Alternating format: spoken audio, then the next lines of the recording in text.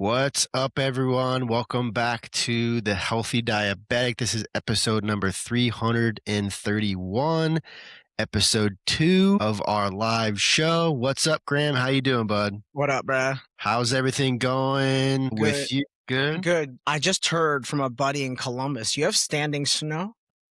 No, like snowing, like it's snowing right now? No. Standing snow. Like the snow is on the ground. There, you don't Oh, see yeah, any yeah, yeah. grass. Oh, yeah, yeah.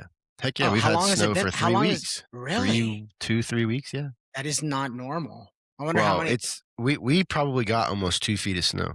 What? in one fall. Yeah, that weekend or whatever that everyone in the country probably got some really bad cold weather. Yeah, Man. we got a lot of snow that day. So Or that it's weekend, I guess. it has stayed cold enough that it's Yep. It just started getting warmer this week, like the last 3 days. It's been low 50s, so it's starting to melt a little bit. But yeah, it's nice to it's nice that it's like gone or it's almost gone.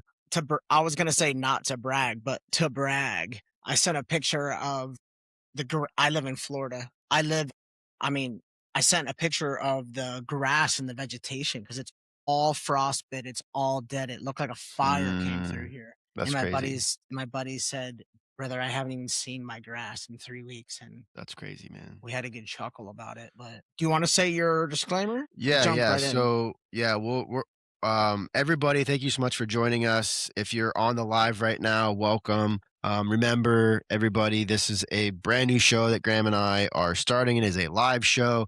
It's going to be, or it is a kind of a second addition to the podcast that I've been running for the past 3 years by myself, 5 years with Graham's help at the beginning of COVID. And yeah, this is just, we really wanted to do something that was live for people to engage with. And the whole objective of this is we're going to be meeting twice a week on Tuesdays and Fridays at 2 p.m. Eastern Standard Time. If for some reason you're not on the live and you're catching the recording, no worries. Please make sure that you follow the show on whatever platform that you're listening on.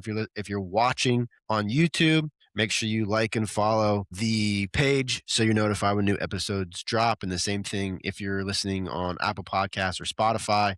It's on everything, but those are predominantly the platforms that the people are listening to the podcast. Before we get started, like always, please remember that nothing that you hear on this podcast should be considered medical advice or otherwise. Please always consult your medical team before making any changes to your diabetes management. Okay, now that we've got that out of the way, we've got a great show for you. Graham is doing fantastic work on the background, or I guess the back end, not the I'm gonna background, write. but the back I'm end, writing that. I'm writing. finding finding really cool things that are going on in the news, finding topics that we both are really passionate about talking about. So we've got a really good show for you today. So I'm going to give you some ideas of what this show is going to be about.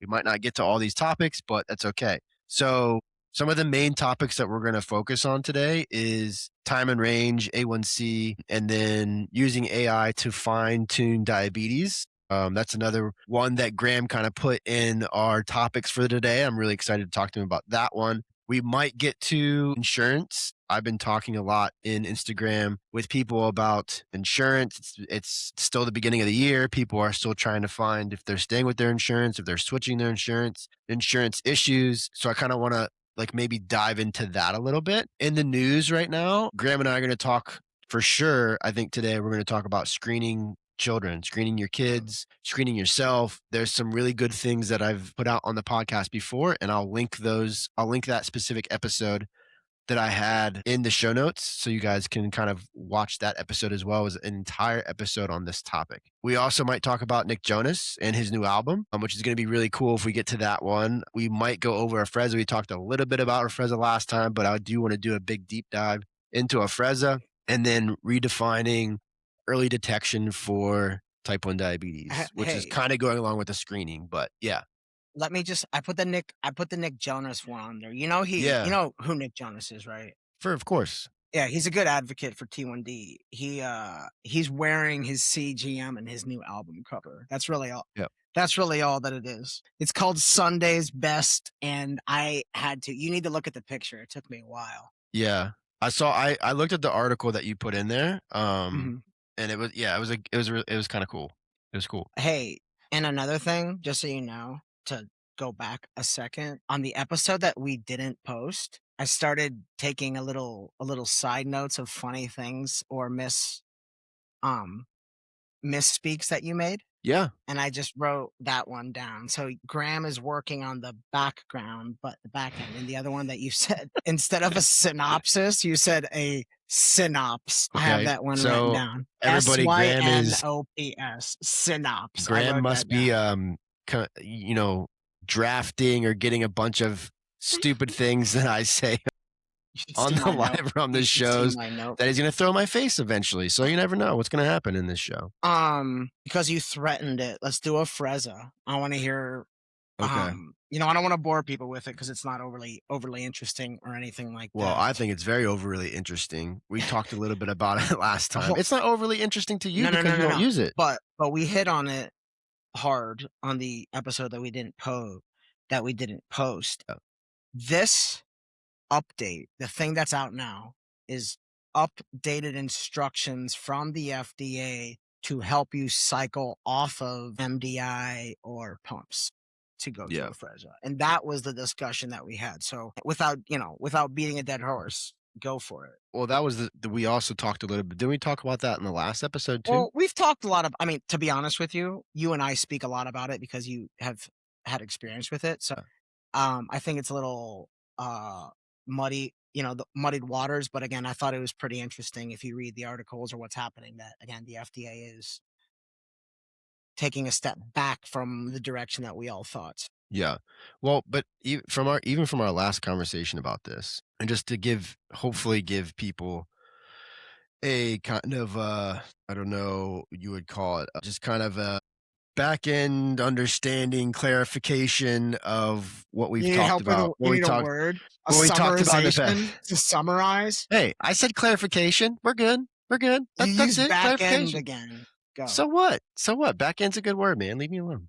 No, but so Graham found this really cool article about the FDA and how they're trying to, or they are attempting to kind of help people understand how to migrate away from taking synthetic insulin shots, using pumps, and strictly using Afrezza. And I thought that this was really interesting because, to my knowledge, I do know people that are just strictly using Afrezza and that's it. Not using Humalog, Novolog, Lemjev, Fios, whatever it might be, not using a fast-acting insulin, using Afrezza as their fast-acting insulin.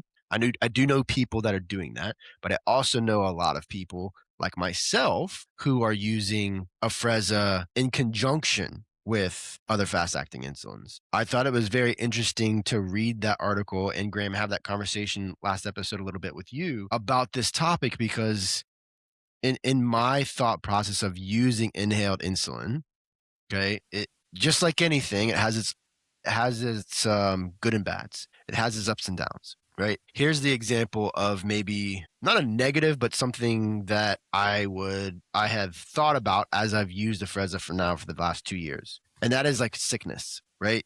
The whole point of Afrezza is it's an inhalable delivery system. It's a delivery system that is completely different than using fast-acting insulin that's out now because it doesn't strictly go through the muscle tissue and into the cell. You inhale the vapors or inhale the powders, whatever you want to call it, and it goes to the lungs, right? So it's a completely different method or delivery system. However, if you are sick and you have like a respiratory infection and you're having trouble breathing, maybe your lung volume isn't as good as it usually is. You can't get the breath that you usually get. Afrezza might not be the best thing, and you might not be getting the full entire dose when you're actually using it. I know for me, I have found that to be true in the past using Afrezza, and if I had a respiratory infection, right? So that's one example um, of maybe the downside, right? And this is why for me, like using both is so powerful because I can make adjustments on the fly without saying like, okay, well, Frezza is my number one thing and I don't use any other fast acting insulin if it's not working for whatever reason or whatever it might be. Now I'm screwed, right? Now I have to just kind of play with it and try to figure it out. Real Where quick, using both of them, it doesn't matter what the situation is. I can make adjustments on the fly whenever I want. Go ahead. what is a marketable upside of Afrezza. A So what is marketable upside? something that Yeah. so while you were talking, it hit me and I had an idea why Afrezza might be popular. And it's a topic that we talk about a lot. What do you think? And it Because came it right up because it to no, keep going. because you don't have to take an injection or you don't have Yeah. to wear an insulin It's pump? called trypanophobia, a Yeah. fear of needles. Yes. Which And is hilarious that you say that because one of the things that you have to tell the insurance company to even get approved to take it is that you have that. Like when I was talking to my doctor about getting approved to take Afrezza, that was one of the 3 things that we had to tell the insurance company that I suffered from that because it's denied. It gets denied if you don't, right? It's like their little way of not having to pay for it. And which sucks right now because my insurance right now, which I'm like going back and forth with them and trying to figure this out, is they totally discontinued covering it. Right. So now I have to appeal it and I have to go through I'm trying to jump through all these hoops with my insurance company because I like Medical Mutual. I really do. I like Medical Mutual. I've used them for the past 3 years. Like I've got a very low deductible. The payment isn't like crazy high. The premiums aren't crazy high for me. So it's like I don't want to stop taking or stop using that. But that's the pain in the ass thing with trying to use Afrezza with my insurance company. So yes, 100%. That is definitely a thing of why people might go to Afrezza for sure. there are very, very smart doctors and people that attend conferences that give entire lectures on a fear of needles and things that are affecting. Yeah. And what I do enjoy about diabetes is we get to experience those everyday things that people completely forget about. And that is a massive, massive, massive thing. Like, I think it's much, much bigger than anybody would realize. Not to mention, people have a phobia of, you know, going into the doctor here and there and taking it. Talk about doing it every single day. You Yeah. know, sometimes do you think do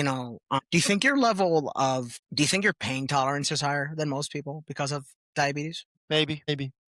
Or Because I don't really feel the needles any like my ability to use the needles, whether it's pen or syringe, because we're both on MDI, like my ability to do that it's so much more prevalent than it ever was because I'm just like stab, plunge, go. yeah, It's like it's not a I don't practice, me personally, I don't practice hey, let me squeeze the skin, let me put it in it, let me yeah. then use the Alcohol, needle or alcohol the like swab. or the alcohol. I mean, come on. Um, How many of us really use uh, alcohol swabs every single time? you Maybe know, some people you do. know, You should. You definitely should. I think a better word is not a word, but I think a better term. I think a better term is your threshold for pain higher in that you almost. It sounds messed up to say this, but you know how to like turn your brain off to some way, like someone is going through a tragic event or something. Like what do you call it? Like, I don't want to call it PTSD, but something traumatic, where you just Yeah. shut down and you just, in a way, that is the process. And it's kind of sad in a roundabout way, but I kind of like having a high threshold for pain because I got like, I don't know about you, man. I got bumps and bruises all over me. I don't think anything of it. So Yeah. I mean, yeah. And he, the other really cool thing to piggyback off what you're saying with the bumps and bruises, right? So when you first said that, my head initially went to okay, the bumps and bruises and stuff that you get on your fingers from doing glucose checks, mhm. right? So You I get think that. with I don't anymore because I don't do them very You're right, often. dude. I feel like They've healed. yeah, I've healed. I haven't Yeah, noticed that. It's fun. The scar tissue is because of healed. the introduction of CGMs, right? So we don't have to test as much. Even if you are testing maybe once or twice a day because maybe you don't believe your CGM number or you lose the signal or whatever it is, like still the amount, the frequency of having to test your blood sugar is dramatically decreased, which is the power of CGM. That's one of the things that we've had the conversation about. This is completely sidebar, but you gave me a great, I need to add it to my to-do list is to have a new endo next month to get the Mhm. 15-day because that's a Yeah. script, right? Yep. They just write a new script for it. Yep. And you can get it behind a counter too. I got to go behind the counter. Why can't they just give it to me? No, you can get it from your pharmacy Oh my therapist. God, Ken, I'm just going to keep writing I these down. but Behind the counter? that is a real Over thing. the counter? Yeah, behind the counter, over the counter. No, behind the counter, over the it's the same thing. No way. I'm Yes, looking this dude. up. Yes, dude. That's what I've always said. Behind the Can counter. you say behind the counter? If anybody's here in the live right now, tell us if you can The say phrase behind the that. counter is an idiom that refers to items that are not readily accessible to the public and must be requested or obtained from a specific location, such as Behind the pharmacy. counter, yes. Yeah, I haven't behind the heard that. counter. I've only heard over the counter. Ha! Oh my I'm god. right, yeah. Got my notebook out to take note of your idiocy. I can't wait to see how many of these idiotic things that I say So every week, so what these look like at real the quick, end. to get back on track, has Yeah. nothing changed? They're just calling it a 15-day?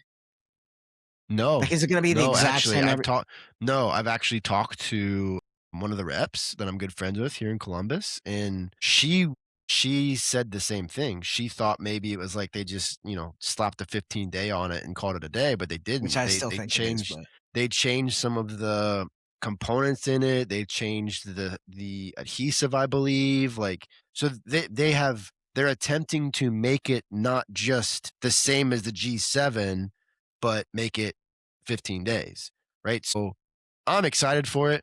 I just need to actually go pay for it. Uh, see I c- I can get it from since we're talking about this, and we might have to look this up. wait, real quick. Do you Yes, put the over patch on that, Dexcom that provides? comes with it. Yes, I do. I I do. quit using mine. I have no problem Yeah, I without it. just do it because it's Go it's see through. So, yeah, go ahead. but now, like if you have insurance, right? If you have insurance, but your insurance company still is not really paying that much for your Dexcom, so you still have to pay a decent amount of money out of pocket. You can go on Dexcom's website right now and apply to be part of like their not affiliate. I forget what the actual term is. We'll have to look it up and I'll put it in the show notes. It's a specific link or a specific thing that you can fill out an application and basically you can get 30 days of Dexcom, G7, the 15-day, a 30-day supply for like $35, which is way cheaper for a lot of people. Or maybe it's 90 days. You get 90 days or like $90 or something like that. I don't remember the exact total. I'll have to put it in the show notes, but I just Well, have to call them or I have to email them back so I can pay for mine. okay, let me just throw I'm just gonna throw a whole 'nother one in there, change it Yeah, around let's because we're go. talking about Well, so let's go to these the next stories story. always make these stories always make me laugh because they say when you read the headline, it sounds super obvious to your brain, but then you got to read it again. This one says screening all children for type 1 diabetes is proven to be effective. So, a large scale screening found that children with early stage type 1 diabetes remember this, before severe symptoms appeared, reducing the risk of diabetes Complications or DKA or ketoacidosis. So the test looks at for antibodies that signal an immune attack on insulin producing cells in the pancreas. While we talking about that, it just kind of goes in line with the other story that I sent you. yep. So they're watching protein patterns now for early detection. Have you seen that as well? Yeah, we talked about that last time. So there's not just a blood test. I think the original story that I just said, and the story that I'm reading in that actually might even be a British story. The other one, I just lost my train of thought. Well, geez, man. The other one, what? Oh no, and then the other one is about the protein was related to the protein patterns, but they both related to early detection and things like that. Yeah. So here's my thoughts. Right. I want to give my specific thoughts on this because I have two train of thoughts with. I have two train of thoughts with this. Should you? Because this is a big question that we have to ask ourselves as parents and even as people living with type 1. Should you test your family members? Most people, I believe, most people are going to say yes. Why wouldn't you? Here's the kicker, right? Here's the thing that I think about because I will be completely honest, guys. You know me, I try to be as transparent as possible. I'm always transparent. I have not tested my girls. I have not tested my kids, and I don't think I will. I don't know if I will. Right? Yeah, I haven't. I don't know why I would. Right. So let's talk about this, Graham, because this is important. Let's talk about it on both sides of the coin. Right. Let's talk about why. Why are people testing their kids. Well, they're testing their kids because, okay, of the early detection of the antibodies, right? How many antibodies do you have? Do you have two or more? Because that's what they're saying. I believe that's what they're saying. If you have two or more antibodies, then you potentially will have type 1 diabetes later on in life or anytime soon. And they've also created a drug that prevents the onset of stage 2 and stage 3 diabetes.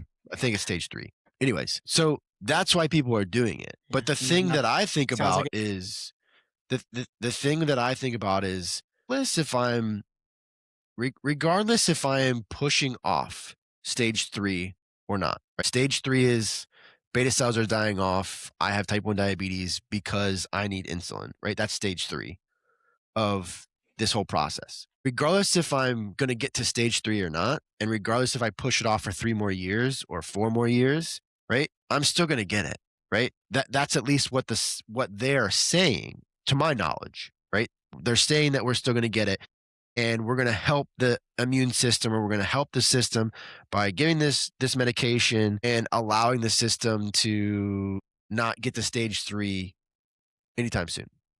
Okay, cool. All right. So in my head, if I'm a 8, 9, 10 year old, if I'm a young kid, cool. All right. Like I can not have type 1 diabetes, or I cannot have that. I cannot get to stage 3, or I can reduce the risk at least to get to stage 3 within 3 to 4 years, or whatever the time frame is. Cool. I can live my life. I can see why parents would want that for their kid. Here's my red flag about it, right? And I am not a scientist. I don't know everything about this drug. I mean, this is real talk for me. This is where my head's at with it. Okay. Any manufactured artificial drug, medication, food, whatever it is that we put into our system, it is a foreign body. It is a foreign thing to the system. Okay. Not in every single case, but in most cases, when you introduce a foreign body to the system, what happens? Inflammatory response happens. What is one of the number one things that autoimmune conditions thrive off of? Inflammatory responses. Inflammatory responses is part of what triggers autoimmune conditions, not just type 1 diabetes, but autoimmune conditions in general. This is at least from the literature and the things that I have read and I know about. Right. So for me, it's like I don't want to introduce more inflammatory response than I have to. Now, people could obviously sit there and say, like, well, you're just living life in like fear of your kids having inflammatory responses. No, I'm living my life and I'm teaching my kids and I'm raising my kids not to be in those situations, or not to be in the situations that I have control over, right? I don't have tons of control over when my kids get to middle school, high school, college, whatever it might be. They're not around me all the time and they've got stress out the wazoo. They're just living their life. Like those inflammatory responses are going to happen. But the inflammatory response for me is the big red flag. And that's going to happen when you introduce foreign substances to the body. It might not happen to every single person, but the risk of it happening is there, right? And I'm not even trying to say either that just because you take this drug to prevent stage 3 of type 1 diabetes, that it's going to cause an inflammatory response, or it's going to cause that response to happen. I'm not even saying that. I'm just saying that I think we're still so young in this process that for me, it's just a red flag. And I know that the way I treat my diabetes, the way I want to educate the public about how to treat their diabetes, I know if for some reason I wake up tomorrow and my kids are showing symptoms and they're being diagnosed with type 1 diabetes, I know I'm going to be ready to rock and roll. I'll still be really upset about it, but I'll be ready to rock and roll. That's my initial thoughts on it. initial. That's a That's my initial long-winded thoughts. answer. It is a long-winded answer. I think it's important, right? And I'm not going to sit here and tell no one. I'm not going to sit here and tell anybody not to do it or to do it, right? It has to be each individual person's. It has to be up to each individual person. And regardless if like everything about the medication, or you've done it before, whatever it is, great, that's awesome. But according to the science, according to what they're telling us, if I've got 2 or more markers from screening, I'm probably, most likely, at some point, gonna get to stage 3. What's stage 3? Stage 3 is type 1 diabetes. So there's 3 different stages in that process, right? Oh, stage 3. I thought you were Stage saying 3. type.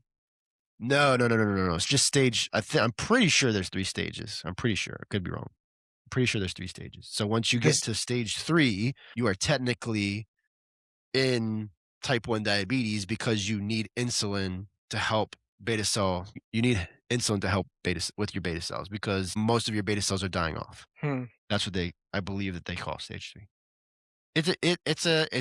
It's an interesting, I think it's a very interesting way to think about giving, I would say giving kids the option and giving parents the option to say, okay, you've got 2, 3, 4 markers, 2, 3 markers, whatever it is. More than likely, your child's going to, get to stage 3 eventually, but you can take this drug and it's going to push that time frame a little bit so this kid can continue to live their life. But then for me as the parent, okay, I go down that route, but then what? Right? But then am I still not allowing them to have ultra processed food because that's going to be part of the problem? Am I not allowing them to be super stressed out because that's part of the So problem? Like so let all me these things. I guess I hadn't thought of it this way. In just the quick, just a quick statement. We have a broken immune system, and on top of that, I've for 30 plus years I've supplemented and put synthetic insulin into my body. Has that completely changed the makeup of my Has that completely changed the makeup of my blood cell? I mean, my endocrine system. Like, Yeah, what has I 33 years of synthetic insulin done to my body? Not saying that it's done anything negative, but it has it to your point, dude. And I don't want to get political, but there is, you know exactly where we're going with this. This is like, there's a lot of people that aren't vaccinating their kids and things like that, and you're seeing measles and all these things that are coming back. But you make a crazy, crazy point from a bird's eye view. Excuse me. That if from the very beginning you started checking your kid and they did show signs, you just hit the nail on the head. Your option is to start you only have 2 options. fucking with the immune system, right? Which is Well, like, but I'm not going to say you are. I'm not going to no, it sit here and is. say you So, are. well, when you're So hold on. talking, that's what that Tzield, that Tzield that we talked about. Yeah. Yeah. That's exactly what it is. That's exactly Yes. what this would be. So Yes, but we it is can't disease we don't modifying immunotherapy. it's yes, it's an immunotherapy, That's what which I'm not disease going to sit here, modifying right? disease Okay, hold on. modifying Pause. Stop. immunotherapy. We're not going to sit here. We can't sit here and say that it totally wrecks your immune system because we just don't know. I would say that that I Well, would agree with the thought process of that it could because it is modifying the immune system, right? So it absolutely could. But I've never taken it I've never taken that medication before. I don't know anything I don't know tons about it to make that statement that well, it completely disrupts your immune system. I could see how it could, just y- like I could see how vaccines could do that. Just like I could see with how about other medications that we've created can disrupt hormonal displacement or hormones, can disrupt our immune system, can disrupt our biological like way that our biology is supposed to be functioning and running. well, 100% I could see how that could be an issue.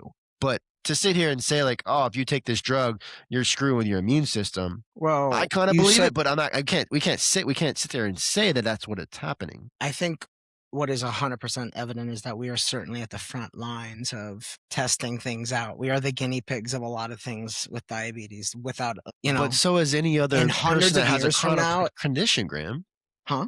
But so is anyone has No, a no, no. chronic And it's condition that a developing. drug comes out. Yeah, it's I mean, like we always say, insulin is just over 100 years old. I mean, so it's we are babies in the process of learning all these things, and so Yeah, you're just like right. we're But babies in the yeah, just like we're babies humanity is babies in the process of genetics. Like uh, we are finally starting to understand more and more as the years go on, as the days yeah, go on, like we're understanding more and more about our biology and what works, what doesn't work. Like there's and always I'm going not to be things that come out, you know? gonna say that I'm doing everything right, but you give me credit for this. And actually, we did this together. But every time I run, all that I can think about is this is so good for my immune system. Like I am doing everything right for my immune system. Like again, bird's eye view, you know, not comparing this or that, just being out there and you see all these studies. And I heard a news, I heard a news article and it was essentially like, did you guys know that running could help depression? It's like a round table of people talking about that. I'm like, are Yeah. you fucking Did you serious? know? But I have to say this, right?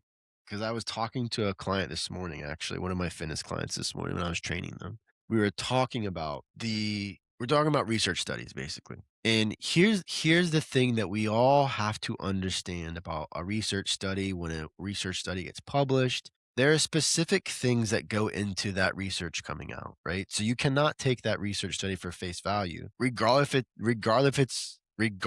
if it's for with 100 people or regardless if it's for 1 million plus people in the research study. It doesn't matter. Not every person is uniquely the same, right? So if I get a specific result with this population, right?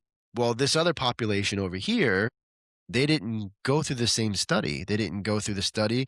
You've got placebo versus non-placebo. You got all these things that are going on in the study on top of who's actually in charge of the study, who paid for the study. Those are important things to kind of think about when you're looking at research studies. I'm not just looking at like, oh my God, this study got an amazing result based off of what the criteria is. You got to understand the criteria. You got to understand where the money's coming from. You got to understand who was the population that it even went through, right? So that is an important thing too well, for me when I'm looking at studies or reading a study or reading a research article. It's like I'm trying to kind of sift through what the marketing team put into that into that like article to get us to believe that something is true when it might not be 100% true, if that makes sense. Yeah. So probably another catch 22 of diabetes. I think we're probably stubborn.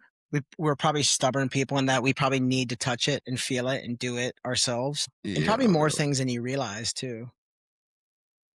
It's like, Maybe. well, think of, dude, take the weekend until before we talk again on Tuesday. And it's control. That's what it is. What's control? That's the reason for it. For what? For what I just said. I'm lost, man. No, you surround yourself, whether you know it or not, in control because you have no choice but to control, and always going to question putting something in your body, or you're all you would. But people don't always do that, Graham. People don't question what they put in their body sometimes. There's tons of people out there that don't Well, question the God, things. right now it's It's all based off too. It's all based off of your level of understanding of what you're putting in your body, right? I'm sorry. If you're someone out there that thinks that going to McDonald's and Burger King and Taco Bell every single day for that's too multiple easy of a wait. Hold hold on, on a go sec, back a hold on. No, no, second. no, no, Go no, back. no, no. Stop, stop, stop. I'm gonna make a serious point here, I, right? If you are someone that thinks that is okay, that is a specific understanding of how your body functions. That is a specific understanding of how your body like works throughout the whole entire day, right? I guarantee if those people that believe that that is okay to eat that type of crappy food stops eating that crappy food for 2 3 weeks, they go back and then go back to it, they will not feel good, right? So it is the level of understanding of nutrition. It's the level of understanding of how your body functions with diabetes. It's the level of understanding you have with politics. It's the level of understanding that you have with the world and the things that you're interested in learning about and understanding. Right. So my understanding of nutrition today is completely different than it was even 2 years ago. Completely. Completely. I would have never thought in a million years that I would be eating the things that I'm eating now 2 years ago. And today, I can't believe I was eating the things that I was 2 years ago because I didn't have the level of understanding and education. So it's not for me. I understand what you're saying about control. For me, it's not about the control piece. It's about what you can control and what you can't control. You 100% can control. I don't know if I necessarily agree with this comment that this person made or this post that I just saw or this article that I just heard or just read. I'm going to go do some more research. I'm going to learn more about it. That's leveling up your understanding of that specific topic. So for us to say it's like, oh, everything's about control, it's like, for me, I'm not living in that world because I want to be able to See, control the things that I want to I was control. I was gonna make a sarcastic joke, but Yeah, it's not yeah. a joke. It's not. It's for real. When I see that, I'm like, well, they're just wrong. I'm right. And they might be that might be the case, No, that's just how I right? view the world. Hey, Oh, yeah. quick Okay. situation. Quick situation. Diabetic situation. You're at a party. And there's a lot of food, and they give you a pizza to take home. A full Do you take a pizza or a pizza? piece of pizza? No, like a full Papa John's large. They have a bunch of like there's like boxes and boxes of pizza, and you take it home. You don't want to be wasteful. Is this thin crust or What's your regular What's crust? the conundrum for you? What's No, the just conundrum regular. for me? Just dude, like Yeah. somebody gives you a Papa John's pizza, like a Man, I love doughy. pizza. Yeah, yeah, yeah. What's the But conundrum? do you? Oh, I mean, I guess to your point of the McDonald's, I always question how people can not feel just so bad. I mean, so my reference is Super Bowl Sunday. The host had a ton of food. I must have probably gotten up in the middle of the night and like had a piece of pizza, and that's all it took. And I said to my wife, "I said you don't really care about having this around." She's not big on leftovers, so I just tossed it, dude. I'd rather not have it around and go through the headache. So But why is that that's what happening? always shocks me when I hear people like a professional like you saying that. But it's Like, because hold that's the on, world that you you live you in. told me let me speak Go. more. Let me Yep, speak, boy. absolutely, absolutely. No, and I'm almost done. It's just the whole it's always, "Don't you know you're not supposed to be eating?" Like, dude, don't you feel it? Don't you just feel No, they don't. horrendous? They don't. That's They don't. impossible, That type of bro. Like, person is not. when my blood sugar is, like, high, I'm, like, sitting here doing work, I'm like, "Man, what the heck?" I'm like, "Oh, there you go. Of Can I give you an example of course. this? You're the professional." I will use myself as the example. Mhm. College. Okay, I went to a small college, went to Heidelberg College. There wasn't a lot of stuff open late. You're at the bar, you got the munchies. When you're coming home from the bar, okay, we went to Taco Bell. I would eat Taco Bell almost every single week, probably twice a week, You're maybe an even 3 times a week. athlete though, right? It didn't matter.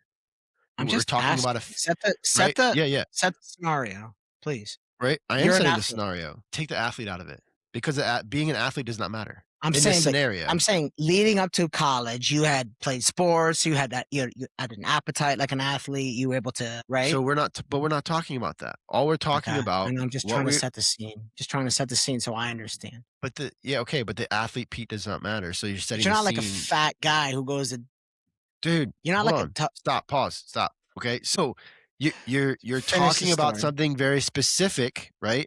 You're talking about something very specific, which is you're not understanding that people that constantly go and eat ultra processed food all the freaking time don't feel bad all the time. And I'm giving you the example of why that Mm, is, right? okay. So in college, I would go to Taco Bell all the time, right? Taco Bell is just like any of the other crappy fast food places that is ultra processed out like crazy. It's not real food. You get no nutrients from Did that you food. drive there or you could Okay. walk there? No, I drove there. Okay, Okay. so wow. We would So we you're we making an would effort we for would this. we're making an effort to do this, right? Yeah, I'm yeah, yeah. starving, I'm hungry. I think Yeah. there's nothing wrong with it. Okay? So, I never felt bad after eating that. Never, ever felt bad in college after eating that stuff. I get home from college, I start getting into coaching, right? I start changing the way I live my life. I start getting ultra processed foods out of my system, right? And then I go back to eating Taco Bell again years later and I feel completely awful. Our bodies are fine tuned to be in a specific state of being. When you are constantly going to McDonald's, when you're constantly eating ultra processed foods, when you're constantly in that insulin resistance place, your body is acclimated to feeling like crap all the time, and that becomes your norm. And when that becomes your norm, you don't know any different. That's why Mm, people feel like crap all the time, but they won't ever tell you that because they don't subconsciously or consciously think that they feel like, or it's consciously, they don't consciously feel like they feel like crap until you take that crap out of their system, let their gut heal a little bit, and then introduce good quality foods. Like, oh my God, I feel amazing. How did I not know this is how I felt all the time? Right? That's the power of it, right? That's why people continuously go to those places without any remorse whatsoever. What was your opinion of Taco Bell on a Saturday morning with beer in your system and it going through your system and sitting on the toilet? I mean, I never did that because my system was acclimated to You didn't feeling like shit crap. your brains I out. never crapped like crazy. Never. What's your order? My order was always 7 or 8 hard tacos with beef, lettuce, and cheese, and a crap load of the disgusting freaking sauce, mild salsa. That's what you would get, just a bunch of hard tacos? I would just get a bunch of hard tacos for like And 99 you're cents. to this day, bro, because your thing now is tortilla chips. Oh yeah. Oh yeah, Man, but it's a good quality you are a crunchy healthy. shell kinda guy. Dude, I love crunching it. You gotta Love hear the crunching it. crunch. You gotta hear the Gotta hear the crunch. crunch, man. I just had chips and salsa before we got on the show today. I actually wonder so that's just it was just ground beef in there? No, it was ultra processed, like crappy beef. That's what Taco Bell has. This sounds crazy. I think there are much, much worse things you could have been having at Taco Bell, so 100%. That was just my okay. example. There's 100% way worse things that you could have. White Castle's one of them. White Castle? Why White you bring up Castle's one of White them. Castle, man? Dude, You are really pinpointing your location. hey, we got White Castle in Columbus, Ohio. don't think I of used to eat White White Castle all the time. 10 of those sliders down the uh, gullet. I feel like when I went to Wendy's, I was doing something healthier. Depending on what They you had, like, get. The baked salads still potatoes and aren't the chili and greatest. salads and stuff like that, you know? Yeah, yeah. I'm gonna say this, right? Something about I would McDonald's is never I would never advocate for anyone to go to any one of these restaurants because they're just not good for you. Like it's not good for your system. You are destroying your microbiome, you're destroying your gut, you're destroying a lot of things. But I will say places like Wendy's are attempting to try to make healthier options, healthier, not healthy, but healthier options available, right? If you're in a pinch, like sometimes me and the girls and the wife, we're in a pinch, like we're going to her parents' house. The only thing on the way, like when we get to Mansfield, is like Arby's. So we might get an Arby's sandwich, right? Like if you're in a pinch, you're in a pinch. It shouldn't be your norm. That's the whole point of this. Just like pizza shouldn't be your norm, but it's part of my life because I freaking love pizza and I won't ever give it up. So I'm going to eat it 2 or 3 times a month. We had some last weekend, right? And then as the diabetic piece comes into play, now we have to understand not only are we consuming ultra processed foods that are going to increase insulin resistance and probably jack up our blood sugars for the next 24 to 48 hours, depending on how often I eat that, how often I eat that, what exactly it is. Like now you have to determine how is that specific food going to roll into your lifestyle. Are you creating checks and balances for yourself that are going to help your decision on if you're even going to get it or not? Which is why I love checks and balances, like checklists. got one for you. Fried chicken or pizza? Oh, pizza all day long. No. From a health perspective. Oh, from a health perspective, oh my God, Mhm. which is better? Probably the fried chicken. I don't know, man. Actually, I don't know. I don't know because you can do a Have a cauliflower think pizza. about it. Hold on, Think about it. hold on. What? I already did. You can have like a cauliflower pizza. That's going to be way healthier. If you get a thin crust pizza and not like a pan That's not what I pizza. asked. That's not what I asked. No, it is. Hold on. Yes, it is what you asked. No, we're bird's You're eyeing. We're telling. bird's eye. A guy comes over with a Papa John's and a guy comes over with a bucket of chicken. What is better from a health perspective? The chicken isn't better. It What depends on is if you have what vegetables would on the what pizza. would the health coach tell you? Not to eat either of them. Okay, thank you. I'll drink. No, Have a water popsicle. dude. I honestly, I don't know because both are going to create a ridiculous amount of insulin resistance, Cut. inflammatory responses. I'll Because the then pizza is, and it's going to jack your blood sugar. If we're just talking about blood sugar, then the chicken for sure is way better. If we're talking about an overall health perspective, I don't know because that chicken is also very highly processed. So So not only are you getting the processed chicken, it's fake chicken. You're not getting lots of like nutrients out of it. Where a pizza, I can get a veggie pizza from Papa John's, not great for with the sauce and and all the cheese and the bread, but I can get some vegetables on it, and Mhm. now I got a little bit more fiber. So it's like, where's that on the equation, right? So that's why this is a good question, but a very Well- difficult question. So maybe think about it. You know why I ask you? Why? So without a doubt, the go-to, it's like, people saying Google it. the go-to fast foods. Oh, McDonald's, go eat McDonald's. Without question, the largest global footprint of a fast food, what is it? KFC. Without Really? question. Is that Oh a my stat that God. you just looked up? Internationally blows everything out of the water, dude. KFC? I would think it would be KFC McDonald's. internationally has the biggest global. No, I didn't say that. I said the biggest, like recognition in cities. It's KFC without global foot. Like look it Wow. up, dude. Without that, without a doubt. I'm not disbelieving. McDonald's I would kills it think in it's revenue McDonald's. and all that stuff like that. And then it's like Subway and I'm Subway's another sure funny like one. ice cream or a coffee or something's in there. But Yeah. yeah, it's KFC. I've Mhm. been blessed to travel, see KFC Yeah. everywhere I go. But isn't that Mhm. funny? It The is funny. go-to, the make fun of, the thing that people make fun of is McDonald's. But at the end of the day, I'm asking a health coach and he doesn't even know. Okay. What do you mean he doesn't know? No, I no, don't know you what. said you have okay.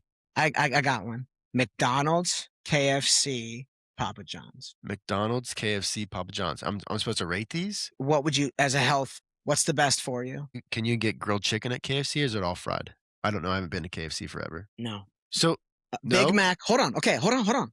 A Big Mac, a large Yeah. cheese pizza, or a bucket of chicken. Whew. It's a tough one. Don't even just gut. Like it doesn't have to be exact. Like what like because I would do chicken. I would like I wouldn't want I mean, I probably would do the chicken I would too, have but chicken as a diabetic. man, Go I ahead. don't. That's a tough one, man, because it's all so ultra processed. It's so crazy. Like we say, like chicken is chicken, but it's not even actually chicken. That chicken you're getting from KFC is not really chicken. Yeah. So that's why I'm saying, like, you're throwing up 3 bean bags and like hoping one of them sticks, and it's Well. not going to stick anything. So Okay. let's move on to this last story. So we got like 10 minutes. I gotta okay.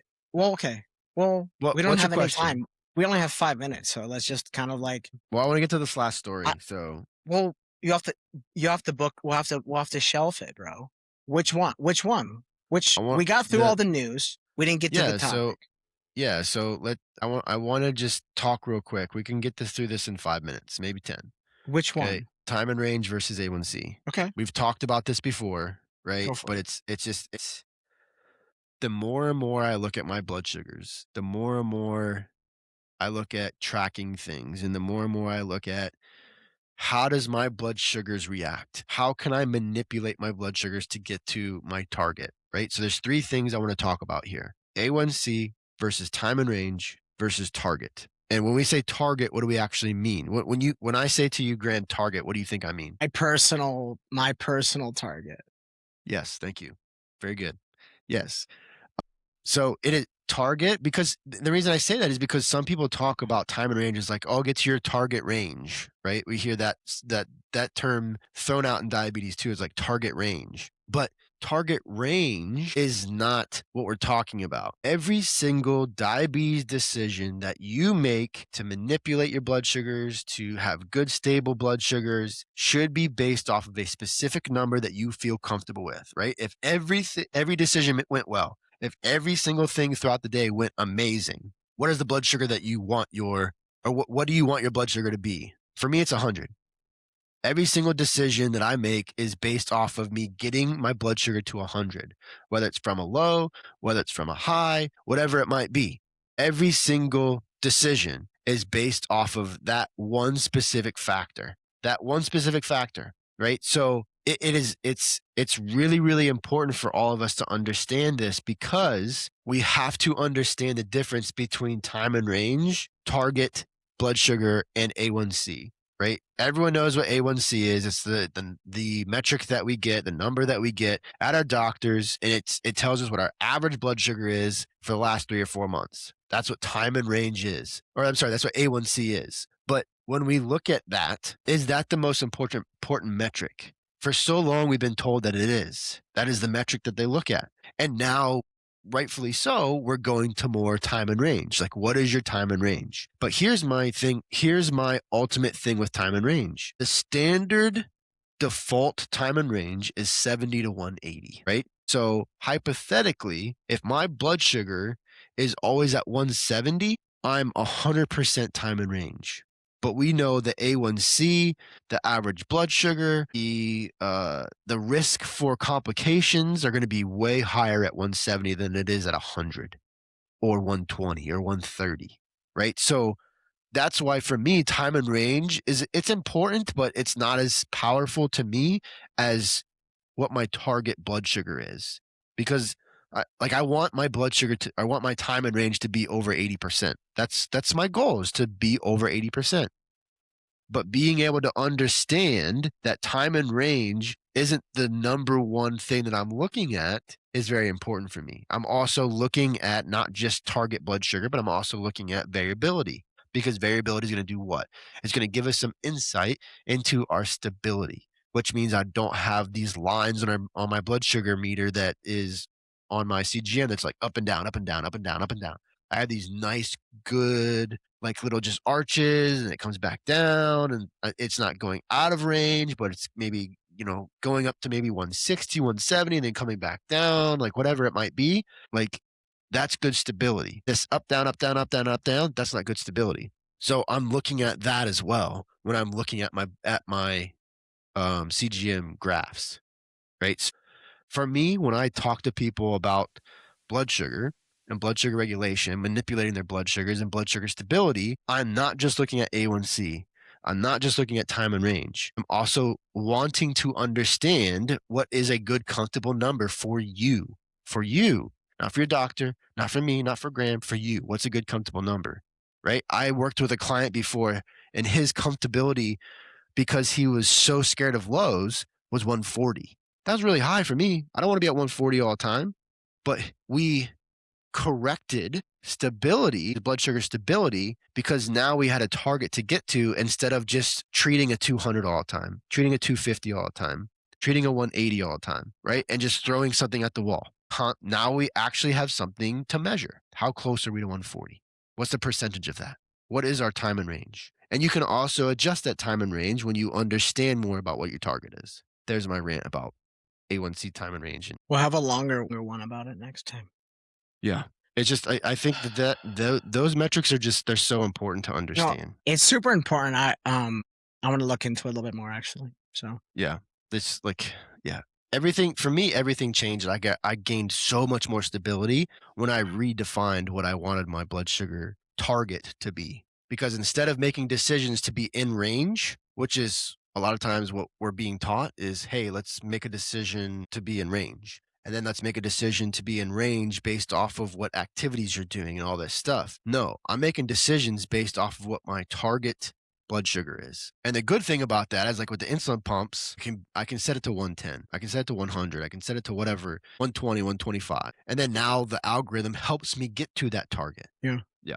So, all right. Well, All we're out right. of time. We're out of time. We're out of time. Thank you so much, everybody, for listening. If you're listening on the replays or the replay, make sure that you are following and liking the show. It really does help the show grow, and it'll help you get notified when new episodes drop every single week. We are on every Tuesday and Friday at 2 p.m. Eastern Standard Time. Tell your friends, tell your family, come on to the live, because you can actually chat with other people that are in the live, which is really cool. And once these segments and this show grows, this live show grows, and we've got tons of people in the chat, it's going to be really fun, because then me and Graham can answer questions, and we'll start having segments in the live where people can even come on if they want to and talk to us live. So it's going to be really cool, but we got to grow this part of the show first. So thank you so much for being here, and we will see you guys next time. Thank you so much, Graham. You're amazing.